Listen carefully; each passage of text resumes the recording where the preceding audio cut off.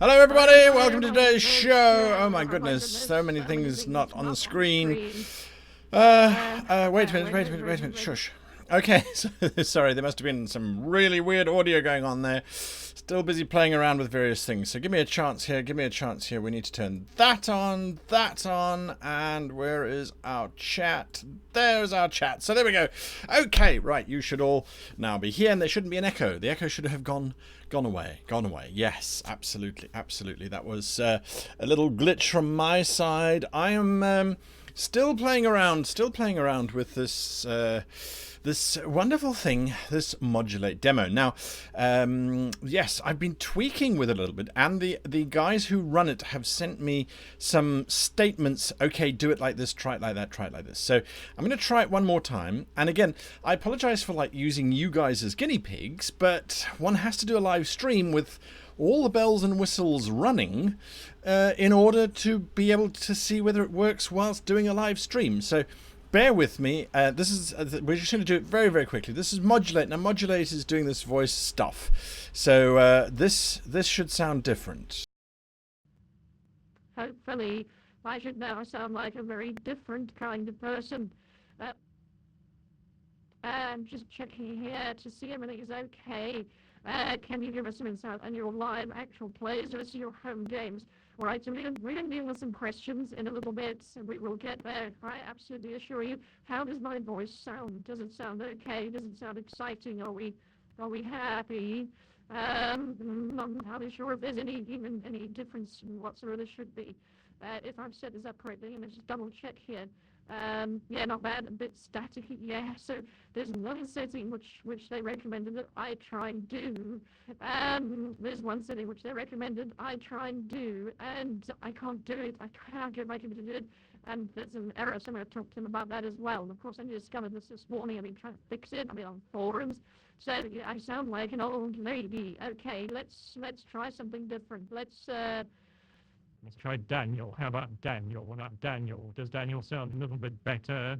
Let's see. Swipe. There we go. Let's try that. Let's try that. Wibbly wobbly older lady. Yeah. So let's see. Let's see if this works any better. The EM entity that took over Sam Carter. This sounds a little bit more like I sound like a goat. All right. Well, let's see. So this is 44.1 kilohertz at 448 samples. That's what I suggested I try. So, yeah, we tried it. This is Daniel. Daniel sounds like an old goat. Oh, dear, does he really sound like an old goat? That's a little bit odd. So let's try this guy. Justin, is there a voice? What about that? What about Justin? Hello, Justin. This is Justin's voice. Anyway, we're not here to necessarily go through all of this kind of stuff. It was just an experiment. It's just more fun. It's called Modulate. It's technology and development. It's super exciting. It's super cool. And yeah, it's just about checking things, seeing where things are going, seeing what they're doing, seeing where things are going. And I mean, imagine if you're role playing and you're like. You use your normal voice, and then you say, right now, hello, gentlemen. Welcome to your tavern. Please take a seat. I will prepare you the most excellent of meals. I don't like that kind coming in here. It's very strange. I think that it's important that you all leave immediately. No, don't say that. You can stay. Please stay. Absolutely stay. I have your drinks ready for you. Please bring them in. I don't know. Is that weird? I don't know. It does. That's enough of that now. Let us return to reality. And hopefully I didn't blow your audio there. So, yeah, it kind of sounds like your mic wasn't plugged in all the way and it's popping and wiggling. Well, we'll see. We'll see. Look, all of this is helping the guys that are developing this to come around and test things and see if it works and see if it doesn't work. So, yeah, I will be playing with that anon. You can bet your bottom dollar. But for now, let's get on with it. So I'm showing off my new cape that I got. I've discovered this amazing shopping experience, and they're not paying me to say this, by the way. Wish.com. Now, when I was in South Africa, Wish.com was a dream. It was something that would never happen. They're like, oh, it takes months to deliver stuff. I'm like, well, Amazon takes months to deliver stuff, so Wish, I'll order it today and I'll get it in 3 years' time. In Japan, however, it does get here pretty quickly. So I've got this new capey thing. So you know I like to wear weird and wonderful things on the show. Wait, where are we? There we go. There we are. So this is my new capey thing, which I'm particularly excited about. So I'm going to be wearing my new capey thing.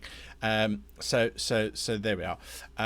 I quite like it. It's quite nice and light, which is great. And I like these little handy-holdy things. So army thingy things. So there we go. Anyway, it's kind of nippy in the studio. It's kind of not nippy in the studio. No, it's all over the place. Okay, let's go to questions. We've done enough of this kind of stuff. Let's go to questions. I'm going to talk about some exciting stuff. Creative writing we will do in the quarter. Does it come in purple, Laura? I think it comes in green, grey, or black. And I paid for this. Now the fabric is not going to help you. It's pretty. I mean, I can't rip it. It's not like it's paper.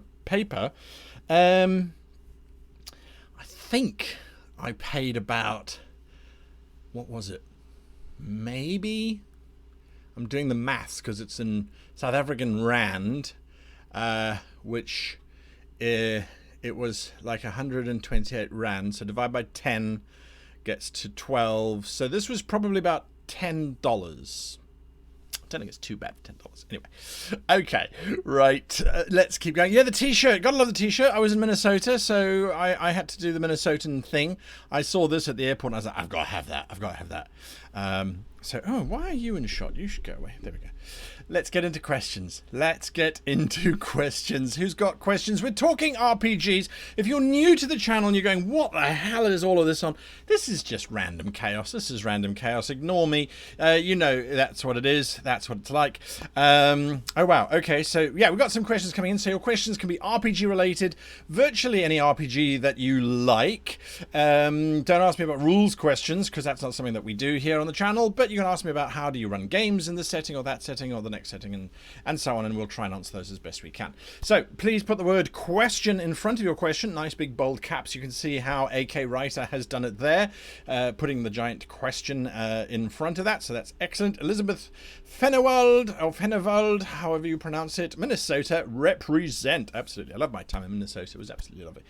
Okay, so AK Writer says, what's the reason for you moving from South Africa to Japan and then in December, or it's actually January, to the UK? I'm a compulsive, obsessive mover. No, actually, moving from South Africa to Japan, a fan of this channel, as a matter of fact, invited me to come and work in Japan. And so I came and worked in Japan, and creative things happened, and it was awesome. And so I've been living here for a while. And then I was looking at things and going, okay, I've always wanted to live in the UK. I was basically raised as British as you can get from a colonial country. I mean, my grandparents were British and my mother was very, very, very English in terms of that lifestyle. They're not very South African-y, really. I mean, there's lots of things about me that are South African, of course. I have lived there for 37 years. But I discovered that the UK had this very strange old rule that if you were born before 1983, I certainly was, you're automatically British if your grandfather was British. There was this interesting hereditary thing, it's called double descent, where for a long time Britain said basically if you are born to someone who is British, you remain British. Doesn't matter where you're born in the world. We ignore the rest of the world's sort of rules and things on that, but you are automatically British. So anyway, I said, well, that's interesting. I applied for it, and the British government said, yes, absolutely, you are British, so you're now British citizens, so you should come and live in British land. So I went, okay, great, that sounds like fun. And why not? I have absolutely enjoyed my time living here in Japan. There have been negatives, there have been downsides, absolutely. There have been huge positives and huge gains, and I hope that the gains have made me a slightly better person in one shape or form or another. So living in the UK can only do that. And after the UK, who knows? I had an opportunity to go and live in Canada for a while. As a matter of fact, next year, and I was kind of going, Canada, UK. Canada sounds amazing. UK sounds amazing. UK was first on the list, so we'll go to the UK. And if Canada says Canada, well, then so be it. It's absolutely wonderful. One of our greatest advantages, I still maintain, of our role-playing hobby is that we can live anywhere and we can play role-playing games with anyone. And here in Japan, I have lovely people who wish they could role-play with me. I wish I could role-play with them, but time is against me, as always. So there we are. Right. So where are we? Next question. Terranatum, off topic. Is there ever on topic? Do you have a favorite respectable ancient history book of Africa, not Egypt, preferably? That is a very interesting question, Terranatum, and I think that it's a contentious one too. Africa, for the majority of the civilizations outside of Egypt, Ethiopia, those kinds of territories, there was no written system. There was no form of keeping a historic record other than verbal tradition. There were a group of individuals. I'm speaking more specifically now with the Nguni people, which are people who come from the central Congo area. They proliferated out from the Congo. They went to West Africa and then they went south down into southern Africa. From their perspective, they had this particular group of people known as the Sangoma.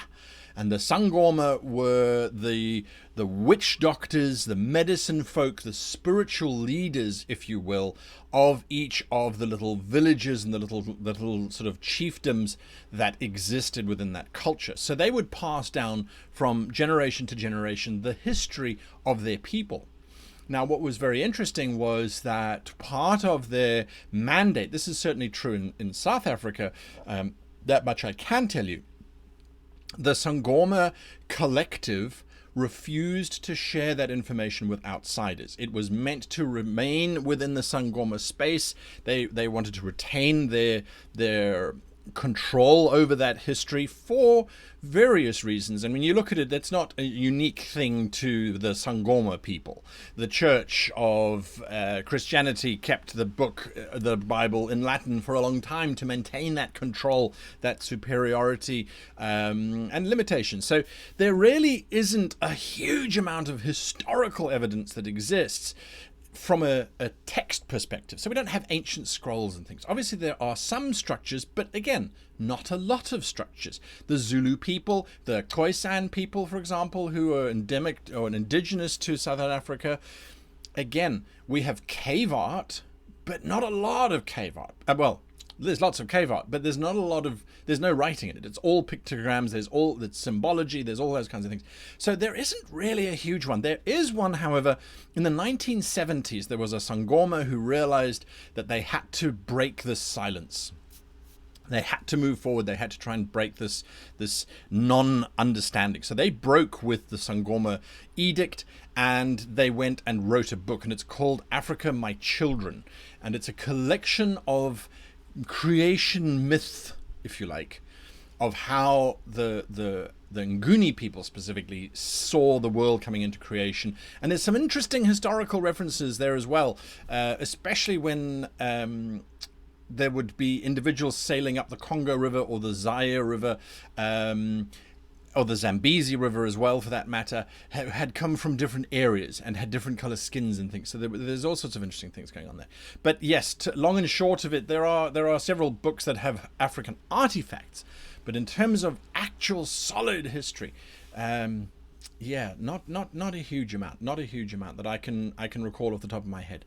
Handsome Aaron says, I want to do a campaign with a vague background, storytelling style, Dark Souls-esque, but I have the issue that the players can just keep asking questions to NPCs. How would you handle this? Why do you want a vague backstory? Why do you want a vague backstory? Today, as a matter of fact, after today's session, I will be recording a series of videos, and one of those videos is on why campaigns fail. And not to give you guys too much of an insight, but let's just say that players being disengaged from an environment because they don't know it and understand it or like it is a major factor. So if you are purposefully trying to keep the intention of your world, the mythos, the history of your world vague, I have to ask why. What is the purpose for that? Why do you want your players not to engage, not to connect? That's my question. Daniel Thorpe, the question, where in Canada was I invited to move to? It was Niagara. on the border. Beautiful, beautiful little town from, well, city, I suppose, that one could look at. Next question, that guy you know, what are theme stories you will not touch in your campaigns? That depends on the players. If the players say to me, look, rather let's not touch that, or rather let's not touch this, then I will be respectful of that. And I know that lots of people say, oh, well, that's a coward, you should run your game your way.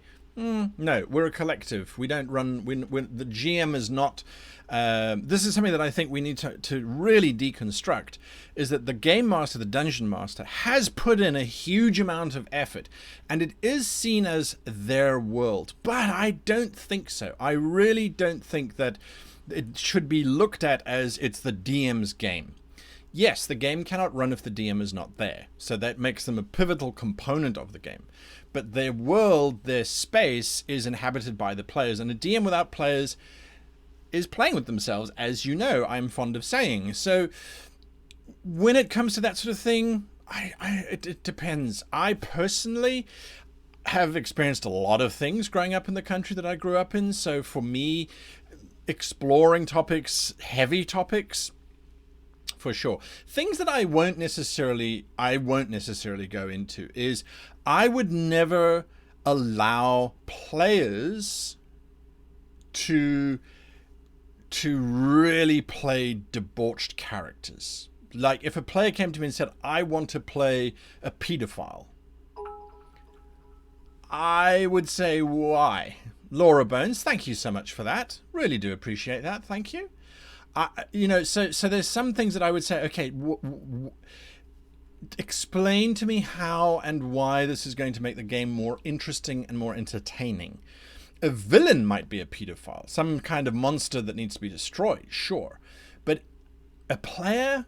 So I suppose it's not themes that I won't touch, it's themes that I won't let my players touch. If my player is playing a barbarian and they want to go and, rape a villager, it's a heavy topic. But if culturally that's what they have been raised to do, then to a large degree I would go, okay, well that's the case. And I think as a GM it's then up to me to say, okay, well, what are we going to use in order to get that done within the framework of the game? And I'm not sure where the line sits. You know, there's lots of times where people say, oh, but that we can't judge history based on today's morals and on today's ethics, because history was very different. And yes, it was very different. And I completely agree with that statement. We cannot look at Romans and say, oh, they were absolutely awful people because they had slaves. For them, that was exactly how it was. And that there was nothing wrong with that from their perspective. And when we look at it today, we go, well, wearing clothes, there's nothing wrong with wearing clothes. But in 100 years' time, society might look back and go, oh, they were sick. They were sick. They wore clothes. So disgusting. I mean, it was terrible, terrible, terrible. Having said that, though, do we need to explore topics that embrace that kind of thing and seem to glorify it in some way, shape, or form? I'm not sure. And I think that is something that we personally have to answer at our own tables. And it's important. I mean, I had one player who said, listen, I have a major thing against eels. Can we just never fight eels whatsoever? For me, I went, well, that's Brillows, because I hate snakes, and so eels are basically water snakes, except for water snakes. So, it's we can avoid eels. It's as easy as that. So if someone says, look, I really have an issue with violence, can we just not have any violence? I will say, okay, no violence is going to be an interesting one. Right, this has become a political game where it's now all mental and it's maneuvering and those kinds of things. So anyway, don't get me started. You can see it's quite an issue and it's something that's worth talking about, I think. Jason Mathis, thank you so much for that. Thank you so much for that. I see that there might be a question attached to that, so let's just hop on over here. That's really kind of you, Jason. I'm glad that the videos help, and I'm glad that your first session seemed to go well. So that's fantastic. That really is great to hear. Okay, next question. Wolvie Zandalari says, can you tell us about some monsters that people don't use often? People don't use often, but are interesting or cool. That is a very broad question, Wolvie Zandalari, in terms of, what don't people use very often. I think that all tables, all GMs anyway, will have their go-tos and they will have their fallbacks. And Descent into Avernus, the game that I run for D&D, we had that exact thing happen this last game on Saturday. The guys were spoilers. Okay, give you a few seconds. I'll do a thumbs up when I'm finished talking about it. The guys were trying to break into a compound, and there was this flesh golem that they were going to fight, and it was boring. I was bored. I was like, okay. And then they started sneaking around, and they've all got passed without trace, and there's monks and all kinds of things. So the flesh golem was just standing there. I was getting bored, personally, from a story perspective. It's like, oh, they sneak around. Okay, they still sneak around.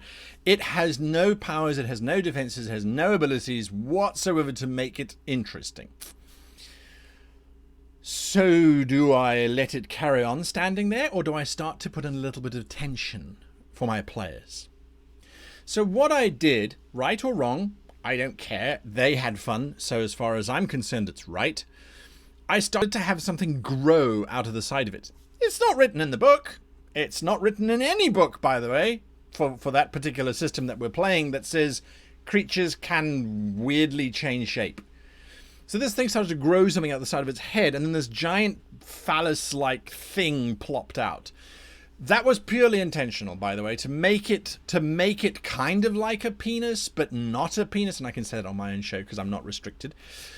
To make it that disgusting, that horrific, I needed to get my players to go, oh, right? So I started to have this thing grow, but I didn't just drop it on them.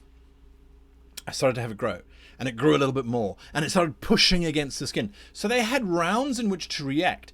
They didn't know how to react. They're like, I have no idea what's going on here. So eventually it kind of, bursts out, and it sort of, it just goes. So for me, when it comes to what monsters are not utilized enough, this doesn't matter whether it's Dungeons and Dragons, Cthulhu, Star Trek, Star Wars, it really doesn't make a difference. I think what we don't do enough as dungeon masters is step outside of the box and redefine our monsters as our own. That flesh golem with the flailing proboscis thing, which they're now heavily involved in, that sprays out red mucus type of stuff, that is now going to be a memorable monster for them for a long time. Whether it's because they're reviled by it or because they hate it, it doesn't matter. So I think DMs and GMs need to step away from the rulebook and go, yes, that's a cool monster. I'm going to make it my own. So that's what I would do. That's what I would do. I see a mention there about rust monsters from Dungeons and Dragons. Rust monsters, when they touch metal, it just corrodes and falls away. It was very popular in 2nd edition. And then they started to go, oh, but the players complain when we take away all their cool equipment. So then there was some hand-holding, and it got dropped down a little bit. And, so Laura Bones, I have to say, well, each to their own. Each to their own. Okay, I hope that answers your question. Adrian 1976. Adrian, I still can't say it. Anyway, lovely to see you here. Will you create the entry for Dwarks for 5th edition? Dwarks Unite. Now, for those of you who don't know what a dwark is a half dwarf, half orc. And I was rebelling the other day on Dead Aussie Gamers stream, where I was saying, half orcs, we automatically assume are half human and half orc. And in Pathfinder 2, it says that if you're playing in Galarian, you can't have it any other way. It's always half human, half something else. So I said, right, I want a half dwarf, half orc. There's no human DNA in there whatsoever. This is a robust green tank that's hairy and angry and violent. It is not something that you're going to pick up, and we're going to call them dwarks. So, dwarks unite. Let's do that. Let's bring in the dwarks. I say, let them go crazy and do that. All right. So, next question. Anna Lee says, young ones in our group love a puzzle type game within the game once. It's once in a while. I do run out of ideas. Do you have any sources for some with difficulty that adults might enjoy as well? I don't have a source of puzzles. I've been looking for one, and you know, when you type in puzzles and stuff on Google, it doesn't really help you. It gives you lots of mathematical kind of things, which I think are very boring. And so yeah, no, I don't have a source for it. But what I often do is I will reskin stuff. And I think that the challenge is, if you make props and things, yes, you're going to be put to task. You're going to really, really have a lot of things to look at. Sometimes the challenge can be as simple as just aligning stuff and giving different symbols. I'll never forget that we did a thing where there were 4 pillars and there were different creatures on the pillars, on each of the pillars, and they had to figure out how to align them. And that was based on I think there was a human, there was a donkey or a horse of some kind, there was a snake. I forget what the last one was. I think it was... I forget now. Anyway, the human had to go first, riding on top of the donkey, because otherwise he would be bitten by the snake, and if he didn't, it allowed him to get somewhere. There was a dog or something. A dog guided the whole thing. So it wasn't hugely complicated, but the players got stuck on it. So for a little bit, and then they solved it. Absol's Story of Fiction says, has any PC tried to become a demon or a devil on purpose? If so, what diabolical deeds are required for such a manifestation? I have had players involuntarily become consumed by demons. They were a demon carrier, and they realized that the demons were there and were definitely possessing them, and they eventually gave into it, and they're like, yes, I will be your sort of summoner. So yeah, I think that's definitely something that can be. In terms of what would I make it do, I would make it a fairly lengthy ritual and make sure that all of the players are happy with it. Sunflamer says, where do you think you'd be today if you had listened to the jerk in your first conversation telling you to never roleplay again? That's a good question. Those of you who don't know, my first convention that I ever went to, I was about 13 or 14, I think. I was quite young. It was the only convention that I had been to at the time. And we were role-playing, and I was role-playing this wizard, 2nd edition Dungeons & Dragons, and I was being bombastic and militant, and the player who was playing the fighter was a quiet, reserved person. Anyway, at the end of the session, the GM came to me and said, please never roleplay again, because you're terrible at it, you're so bad at it. And my friend very kindly said, well, he enjoys my role-playing, so I should carry on. So I, of course, carried on playing. If I had stopped, I love these kinds of questions. It's like, well, what would you be if you were a woman, or what would you be if you were, born in a different country? I think if I had stopped role-playing at that point, it would have been a very, I think, different situation, because for me, role-playing, especially at that age, it really was something that I did with my friends, and it was one of our big bonds. I mean, we also did Magic the Gathering, and, we did card games and things, but we didn't have fancy board games like they do today. It was Monopoly or Scrabble, and that was about it, or Cluedo, I suppose. So I think if I had stopped role-playing, they would have stopped role-playing, because I was the DM and they didn't really want to do that so much. I think I would have just had a lesser existence. I wouldn't have been able to speak so well. So it could have been catastrophic. I could have just become a reserved little geeky, nerdy person who remained angry with the world, because I was very angry in high school, and probably then gone on to study law, because that was my big thing when I was 17. We had to sort of decide what university we wanted to go to.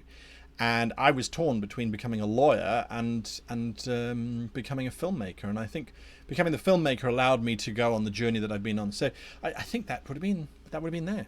So yeah. Anyway, right. Next question. Galaxy Lol says, how do you get started if you want to be a DM?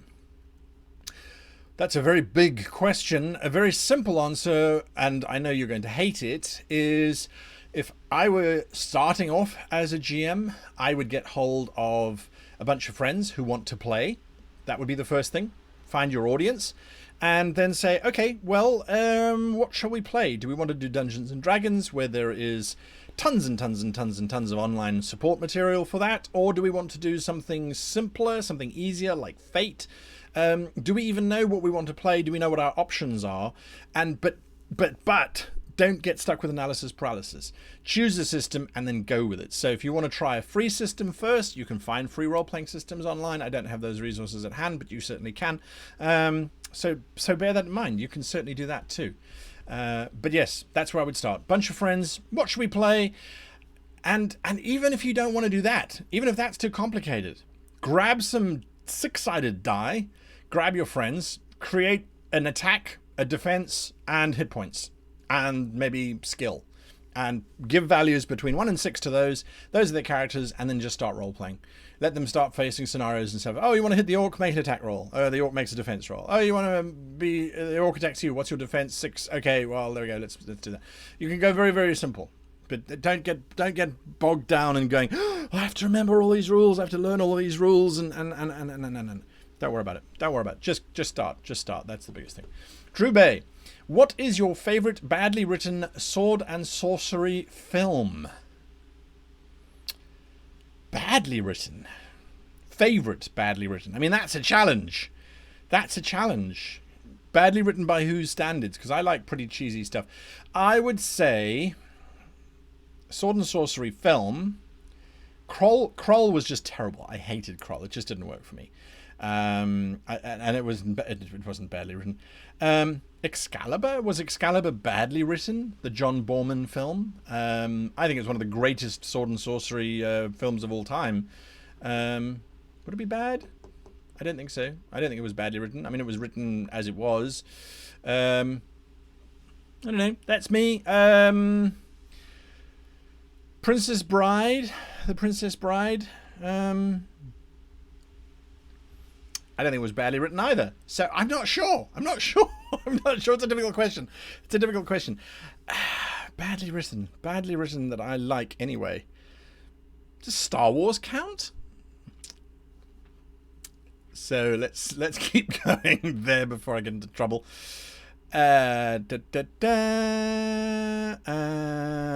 Next question. I'm looking for questions. Scroll was terrible. Yeah, and you know what the sad part was? That the lead actor really tried to be heroic, but unfortunately he wasn't. And he was actually so I forget the name of the lead actor.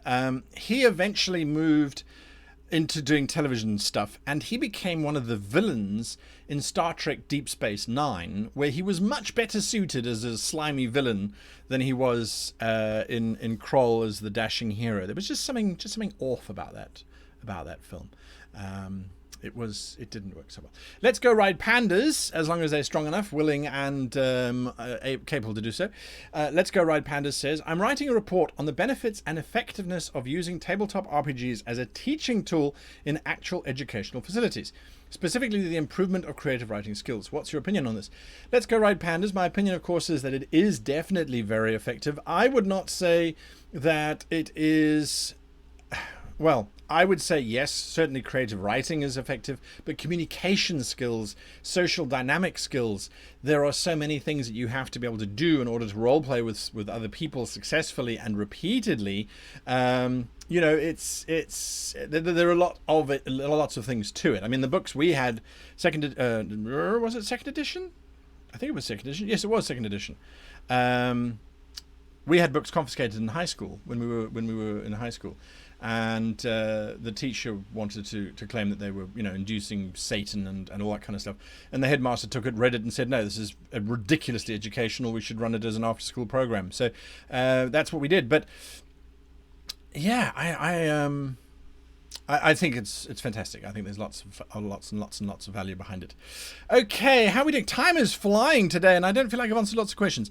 Blue Satorian says, how do you handle player pacing issues? I.e., I have a player who wants to rush through the content. Isn't it tricky?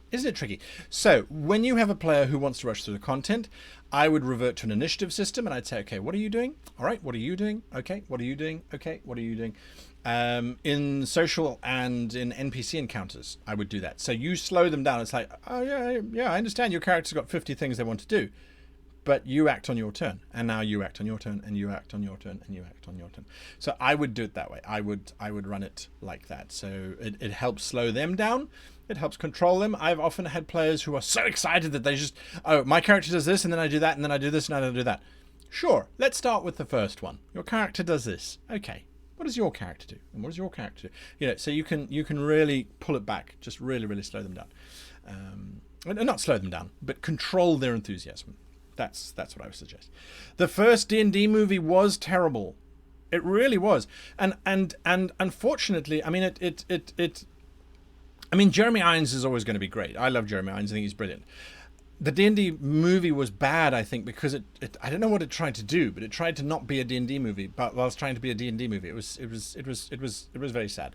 It could have been so much better. But then again, look at the World of Warcraft movie. I mean, there's no accounting for taste. Wolfie Zandalari, another question there. What things do you hide behind your DM screen? Anything you may suggest? I don't use a DM screen. When I play, I put the screen up and it gets in the way. I don't hide anything. I do suffer from the benefit of not having anything to hide except for die rolls. And die rolls, generally speaking, I will roll and go with where the die might suggest we go. I will always modify the outcomes to suit my needs anyway. But I don't have notes. I don't have minis and that sort of thing. When I'm playing around a table, I'm talking about. So, yeah, there's not a lot for me to necessarily hide. If I've got handouts and things, I put them in a file and I just keep them next to me. But that would be maps and maybe something like that. But generally speaking, I run much more of a theatre of the mind game. Or I used to, anyway. I'm looking forward to trying out different things. Again, in South Africa, we were fairly isolated in terms of what resources and materials we could pull from.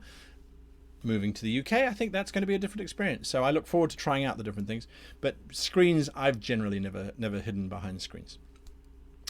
Absol Story of Fiction says, how important is gold in a campaign? Depends on the campaign would be my answer. So in my book, A Complete Guide to Nautical Campaigns, gold is very important. Or not.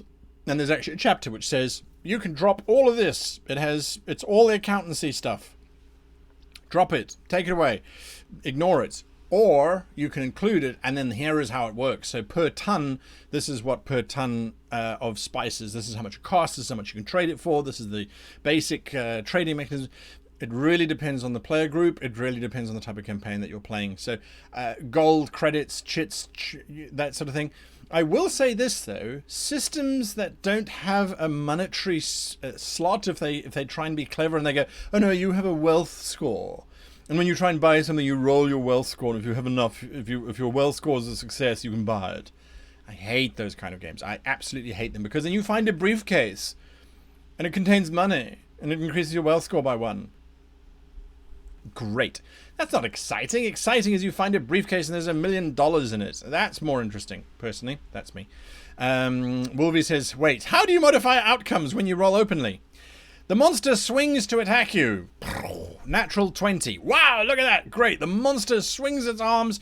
How many hit points do you have? You've only got a few left. Oh, well, let's see what happens. Boom. It rolls 20 damage. That would kill your character outright. Absolutely. Bye, character.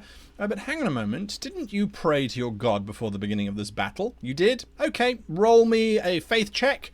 Did you get 1%? Yes, you did. Okay. Your god intervenes. No, you didn't. Yeah, unfortunately, you die.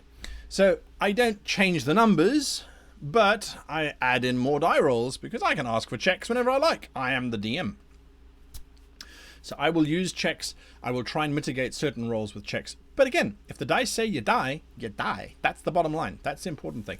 And I think when you're playing something like in virtual tabletop, it's a very useful technique to have to be able to say, okay, well, let's do this or let's do that. Let's do the next thing. So Drew Bay, goodbye. Thank you for being part of the show. We are only doing an hour today. I've got a whole bunch of videos to record because I am going to South Africa for 2 weeks. And well, it's actually 3 weeks because time zones and craziness. So I've got a whole bunch of videos to record, I should say, and I have to get ahead of that. So we're supposed to be doing creative writing. We've only got 14 minutes though, so quick poll. Who wants to do creative writing? Say yay, or do we just continue answering questions? In which case, say nay. Whilst you're doing that, I want to talk about this event which is happening. And I know that Xander is in the chat, or I saw that he was in the chat. I don't know if he's still in the chat. And so this is something to have a look at. Xander, you can post up your YouTube channel link, and I will share that. So Xander is running this. It's a one shot. There's some amazing prizes that are going to be involved. Head on over to his YouTube channel and go and check it out. Post up that link, Xander, and I will share it to everybody. So please, please, please go and have a look. Support this event. It sounds like it could be quite fun, and prizes are always awesome. They're always awesome as far as I'm concerned. So yeah, go and have a look at that. I'll wait for Xander to post the link in chat, and then I will share it out with everybody. So Xander, please, please, please share that if you can. Just make sure that I haven't missed it already. No, I haven't. Okay, so we got yays and nays coming through. What have we got? Yay, yay, ooh, yay, yay, yay, yay, yay. Okay, creative writing. The yays have it. Is it a yay? It's YEA. YEA is the correct pronunciation for yay, as in we agree. So there we are. All right, we've got 12 minutes for some creative writing. Now, those of you who don't know about creative writing is where I posit something.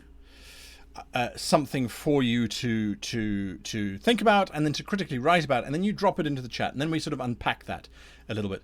You can't share links, unfortunately. Just drop it into the chat.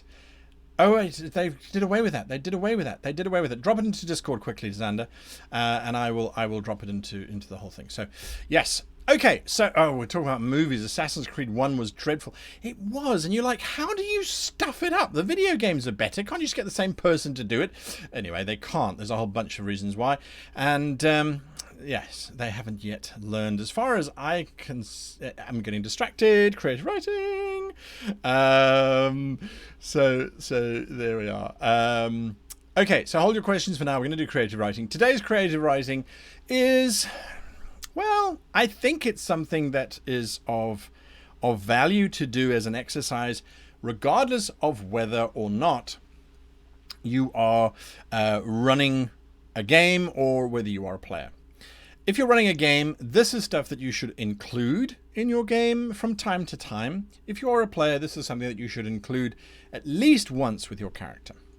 So, I want you to describe an heirloom or an item that your character has, which represents or gives us some insight into the character's background. So from the item, okay, and how you describe the item, we should be able to work something out about their background. Do not describe the background. So in other words, if you see this pin, if my character has this pin here, what does it tell you about my background? What does it tell you about my background? Far too often, we forget to add in a little detail. A brooch, a dagger hilt, something. Anything along those lines. Just, what is it? So what does this represent as a background for me? Think about it. So, drop in some ideas. Tell us, share your creative writing opportunities where you describe an object and we have to work out what background that inspires in the character. By the way, this particular tool in filmmaking terms is called semiotics. So there we are. Hit us up with that. I'm going to jump over to Xander's link that they have shared. So there is Xander's channel. So if you want to check out that, go and have a look at it. I've shared it up now everywhere, and you should be able to follow through to that channel and then follow along. Okay, so again, what does it mean from a background? So if we were to look at this pin, and you would say, okay, this is a fairly cheaply made, I'll be honest, because it came from Wish, cheaply made Star Trek pin. So what does that say about the background? A, it says Star Trek fan. Yes, okay, sure. It's cheaply made. So what does that say? They either don't believe in quality or don't have a lot of money, or grew up realizing that it's more about the image and the representation than the actual product. Right. So you could do that. Could you take it any further than that? No, I think from that's enough. But by just having those two things, you go, okay, so they're a Star Trek fan, right? Are they this kind of Star Trek fan or that kind of Star Trek fan? Are they cheap or not? Do they have lots of money growing up or not? That's pretty important from a cheaply made Star Trek pin. I mean, I don't know. That's how I look at it. So let's get your answers in there. Let's get your excuse me, answers coming in there, and let's have a look and see what's going on. So Simarajikan says a golden circlet that was covered in red crystal flowers with coloured crystals dripping from the beads hanging from the flowers at the temples. It's aged and rather small around her forehead. Aha. Okay. So to me, it's aged and rather small around her forehead means, as far as I can tell, it wasn't made for her. It was an heirloom made by somebody else for somebody else. A golden circlet covered in red crystal flowers. All right. Gold, very expensive. So this was obviously something of value. It was something of worth. It had meaning. The flowers represented something. Red crystal flowers, perhaps that's a family color. We're thinking Tudors, something along those lines. If this person is wearing it as a regular item, are they that financially powerful that they can wear something like this? Maybe, maybe not. Around her neck, she tends to wear a choker with a small silver coin dangling from it. This coin displays 2 circles of 2 worms each, biting each other's tail. Okay, so silver coin. All right, this could be worn anywhere. There's a specific choker. So there's a certain type of person who will wear a choker. That is someone who's comfortable in their own skin. They don't mind restrictive clothing. They don't mind that kind of thing. Interesting. The 2 worms biting each other's tails. The infinity symbol, I think, sometimes looks like that. So it could mean that she believes in the continuation of time.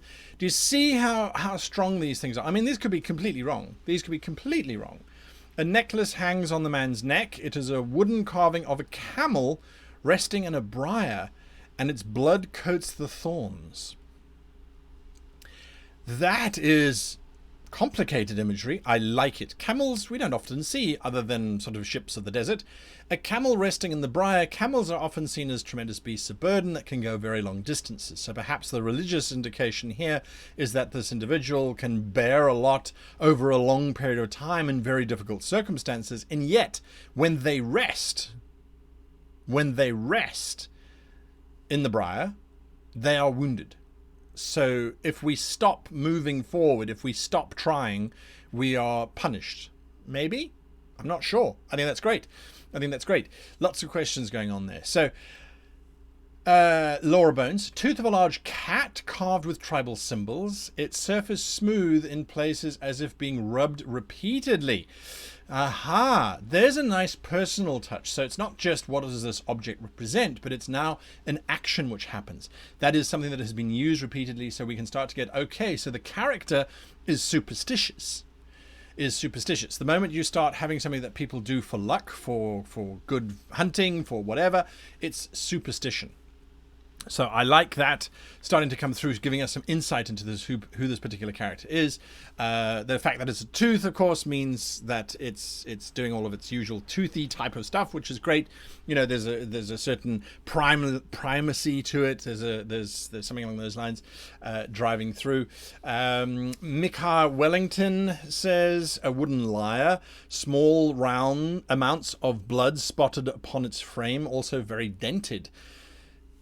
Okay, so a lyre, a wooden lyre, that's got lots of dent marks on it, blood spattered on its frame. Was it used for violence? Was it used to protect the person? The dents on it could indicate that it's just shoved into a backpack or slung over the shoulder and not looked after very carefully, or that the user is particularly clumsy. The blood tells us something more. What does it tell us? That it was in a crime scene, that it was used for violence, that so many interesting things going up in there. The lyre, though, is not often seen as a weapon of choice because they break quite easily. So yes. Some things. NRKS Bullet says, my closest trinket is a brown glass bottle. It is corked, old and weathered, and wrapped in a small hemp rope as it dangles on my hip. A thick viscous liquid splashes inside it as if held up, and if held up to the light, it is hard to tell if the color of the glass or the liquid inside that is the color and texture of blood. Aha. The fact that there's rope tied around it, but it's just casually hanging on the hip.